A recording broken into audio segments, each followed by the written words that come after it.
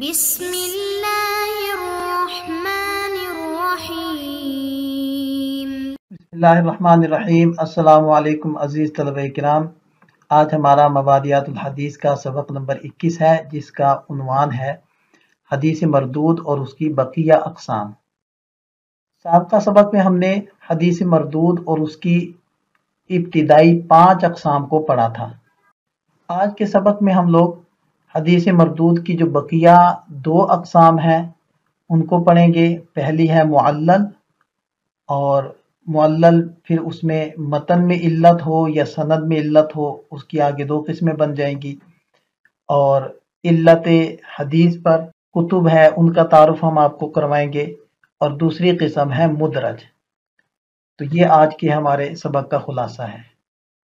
ہم اس سلائیڈ کو ایک مرتبہ پھر دیکھ لیتے ہیں تاکہ ہمارے ذہن کے اندر نقش ہو جائے کہ ہم کتنی اقسام پڑھ چکے ہیں اور کتنی باقی ہیں۔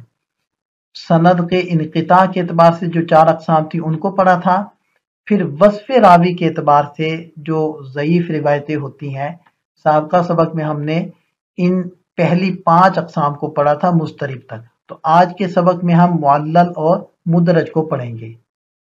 معلل وہ حدیث ہے جس کی سند بظاہر قوی نظر آتی ہو، لیکن اس کی سند یا متن میں کوئی ایسی پوشیدہ خامی پائی جائے جس سے اہل فن ہی واقف ہو سکیں۔ جیسے کہ حضرت انس رضی اللہ عنہ سے یہ روایت ہے، ان النبی صلی اللہ علیہ وسلم و ابا بکر و عمر کانوا یفتتحون الصلاۃ بالحمد للہ رب العالمین۔ ایک اور روایت ہے جس کو حضرت قتادہ روایت کرتے ہیں، عن قتادہ عن انس رضی اللہ عنہ قال صلیت خلف رسول اللہ صلی اللہ علیہ وسلم وخلف ابی بکر وعمر وخلف عثمان فلم یکونوا یستفتحون القراءۃ ببسم اللہ الرحمن الرحیم۔ اہل فن کا خیال ہے کہ اصل میں حدیث کے اصل الفاظ وہی ہیں جو پہلے والی روایت کے اندر پائے جاتے ہیں۔ اب چونکہ حضرت قتادہ نے اس کا یہ مطلب سمجھا کہ آپ صلی اللہ علیہ وسلم شروع میں بسم اللہ نہیں پڑھا کرتے تھے، کیونکہ اس روایت میں ہے نا کانوا یفتتحون الصلاۃ، کہ یہ حضرات اپنی نماز کو الحمدللہ رب العالمین سے شروع کیا کرتے تھے، تو اس کا مطلب حضرت قتادہ نے یہ نکالا کہ آپ علیہ السلام بسم اللہ شروع میں نہیں پڑھا کرتے تھے۔ تو انہوں نے اپنے گمان کے مطابق اس روایت میں یہ تشریحی جملہ بڑھا دیا، اور بعد کے راویوں نے اس کو اسی طرح نقل کیا، گویا کہ یہ اس حدیث کا حصہ ہے۔ یہ ہے متن میں علت کی مثال۔ سند میں علت کی مثال یہ روایت ہے کہ اس میں یعلا بن عبید یہ روایت نقل کر رہے ہیں سفیان ثوری سے، اور یہ عمرو بن دینار سے، اور وہ حضرت ابن عمر یعنی عبداللہ ابن عمر رضی اللہ عنہما سے۔ لیکن حضرت سفیان کے دوسرے تمام تلامذہ نے عمرو بن دینار کی جگہ عبداللہ بن دینار کا نام لیا ہے۔ اس لیے اہل فن کا خیال ہے کہ عمرو اور عبداللہ کے والد کے نام میں اشتراک اور دونوں کے ہم زمانہ ہونے کی وجہ سے یعلا کو مغالطہ ہوا۔ لہذا آپ دیکھ سکتے ہیں کہ یہاں یعلا بن عبید عن سفیان الثوری عن عمرو بن دینار، جبکہ علت اس میں کیا ہے، عن عمرو بن دینار انما ہوا عن عبداللہ بن دینار عن ابن عمر۔ تو یہ ہے اس کے اندر علت۔ حدیث معلل کو حدیث معلول بھی کہا جاتا ہے۔ اگر متن میں علت ہو اور معنی میں تبدیلی پیدا ہوتی ہو، اس معلول روایت کا اعتبار نہیں۔ جیسے کہ حضرت انس رضی اللہ عنہ کی روایت بسند قتادہ صاحب کا صفحے پر گزر چکی ہے۔ اگر سند میں علت ہو اور ایک راوی کی جگہ دوسرے ایسے راوی کو ذکر کر دیا جائے جو رد اور قبول کے اوصاف میں ایک دوسرے سے مختلف ہو، تو معلول روایت کا اعتبار نہیں کیا جائے گا۔ اور اگر ایک ثقہ راوی کی جگہ دوسرے ثقہ راوی کا نام لے لیا تو اصل متن معتبر ہوگا، درست ہوگا۔ جیسے کہ یہی روایت آپ کے سامنے ہے کہ اس میں عبداللہ بن دینار کی جگہ عمرو بن دینار کو ذکر کیا گیا، تو یہ دونوں حضرات ہی ثقہ راوی ہیں، لہذا اس کے متن کو قبول کیا جائے گا۔ احادیث کی علت کا علم ایک مشکل فن ہے، اس لیے متعدد علماء نے اس موضوع پر قلم اٹھایا ہے۔ ان میں سے چند کتابیں وہ آپ حضرات کے سامنے کرتے ہیں۔ کتاب العلل ہے، اسی طرح العلل امام بخاری رحمۃ اللہ علیہ کی، ایسے ہی علل الحدیث، العلل و معرفت الرجال، العلل الکبیر ہے، اور العلل الواردۃ فی الاحادیث النبویہ، اور الزہر المطلول فی الخبر المعلول۔ وصف راوی کے اعتبار سے جو ضعیف روایات کی اقسام کا بیان چل رہا ہے، اس میں سے ہم معلل کو ذکر کر چکے ہیں، اور اب آخری قسم مدرج باقی ہے۔ آخری قسم ہے جی مدرج۔ الفاظ حدیث سے متصل راوی کا کوئی کلام بڑھا دینا ادراج ہے، اور اضافہ شدہ کلام مدرج ہے۔ اور ادراج کبھی کسی لفظ کی تشریح کے لیے کیا جاتا ہے، جیسے کہ زہری رحمۃ اللہ علیہ کی حضرت عائشہ صدیقہ رضی اللہ عنہا سے روایت ہے۔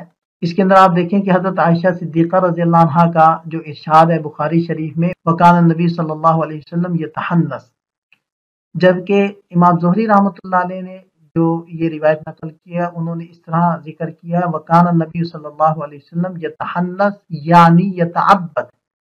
اب دیکھیں کہ یہاں یہ یتعبد کلمہ زائد ہے جو سابقہ روایت میں نہیں ہے۔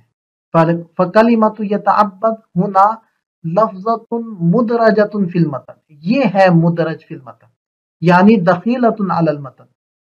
تو یہ ہے یتحنث کی تشریح اور اس کا معنی، یعنی بتا رہا ہے لفظ یعنی کہ اس کو اس غریب لفظ کی وضاحت کے لیے لایا گیا ہے، اور یہ کلمہ مدرج ہے، یعنی سے اس بات کی طرف اشارہ نکل رہا ہے۔ تو چونکہ یہ لفظ متن میں داخل کیا گیا ہے غریب لفظ کے معنی کو بیان کرنے کے لیے، اور علامت بھی ہے جو بتا رہی ہے کہ یہ مدرج ہے، لہذا ایسے ادراج کو قبول کیا جائے گا اور اس میں کوئی حرج نہیں ہے۔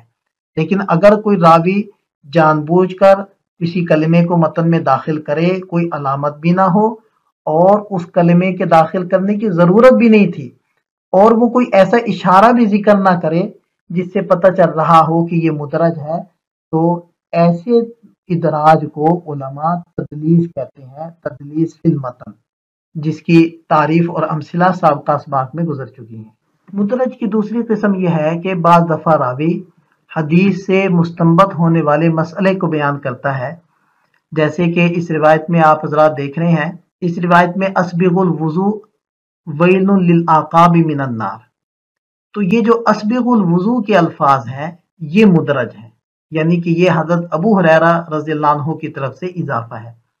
جیسے کہ دوسری روایت سے اس کا اندازہ ہو جاتا ہے کہ حضرت ابو ہریرہ رضی اللہ عنہ خود سے فرما رہے ہیں اسبغ الوضوء، کہ وضو کو پورے اور کامل طریقے سے کیا کرو، یہ اپنا قول ارشاد فرما رہے ہیں، اور پھر آگے دلیل کے طور پر آپ علیہ السلام کا یہ ارشاد نقل کر رہے ہیں، اس لیے کہ حضرت ابو القاسم صلی اللہ علیہ وسلم نے ارشاد فرمایا ویل للعقاب من النار، کہ ایڑیوں کے لیے آگ سے ہلاکت ہے، یعنی ان ایڑیوں کے لیے جو خشک رہ جائیں۔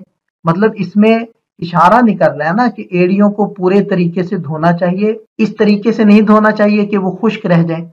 تو اس سے نکلنے والے مسئلے کو حضرت ابو ہریرہ رضی اللہ عنہ نے اپنے الفاظ سے بیان کر دیا اسبغ الوضوء، تو یہ ان کا ادراج ہے، اور یہ جو اضافہ ہے اس کو مدرج کہیں گے۔ محدثین فرماتے ہیں کہ مدرج چونکہ راوی کی ذاتی رائے ہوتی ہے، اس لیے یہ حجت نہیں ہوتا۔